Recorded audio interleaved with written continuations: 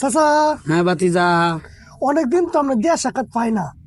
অনেকদিন ধরে আমরা গল্প শুনি না। হ্যাঁ আজকে একটা গল্প শোনাই। গল্প শুনবি? হ্যাঁ তো একটা গপ্প শুন আমি কই। কইন। বাবা এক বেডা বে হরবো খুব বউ এই মেহে বউ দেখতাছে। আচ্ছা তো দেখতাছে একখানো বেডার বউ পছন্দ না।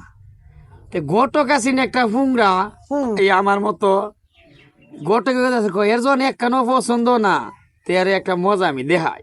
আচ্ছা এক বেডারে বেডি সাজায়া বাবা এর এনে দেখাইছে। আচ্ছা দেখাইছে বাদে এ দুনিয়ার জায়গা তুই আবার এই বেডারে আর পছন্দ হয়েছে।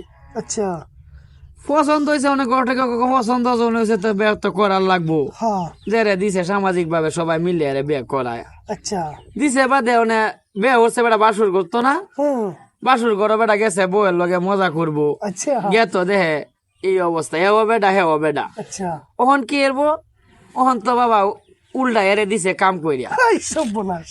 কাম কইরা দিছে এত সকালে ঘুমেতে উঠিয়া দিস বিষ না ভাই কি এরবো শর্মের কথা কেউ কইতেও পারে না।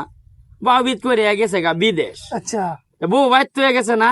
হ্যাঁ বউ বাইত হয়ে গেছে বউ এত হরিরে কইতেছে আম্মা আমি লেলা তাহি করো হুম ভাল লাগে না তে আমার ননদ ডারে দিন রুজিনারে দিন আমার লগে থাকো। আচ্ছা রুজিনা গেছে থাকতো রুজিনা একলাই থাকছে রুজিনারে বাবা দিছে কাম আই সর্বনা। পরে রুজিনা তো যে সকালে আয়া শর্মের মর্মে আর কিছু না কইয়া বলতেছে মায়া আমি বাবির লগে থাকতাম না বাবির লগে গিয়ে তুমি তাহো। আচ্ছা ভাবি তো উঠবে দে ভিতরে তৈলা বেডা হ্যাঁ হ্যাঁ তে হরি কইতেছে কোন ভূতের বড় লেলা থাকবো।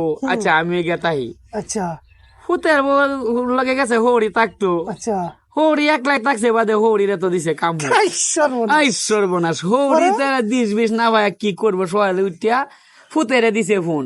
আচ্ছা ফুতেরে ফোন দেখো বাবা মদন কি বে হইরে তুই গেলি কাওয়ালি 14 গোষ্ঠীরে সুদন। এই সর্বনাশ। এই কথা শুনিয়া ফুতে কইতাছে কি কইতাম মায়া দুঃখের কথা কখনো গেছে না আমার ফুগার বেতা।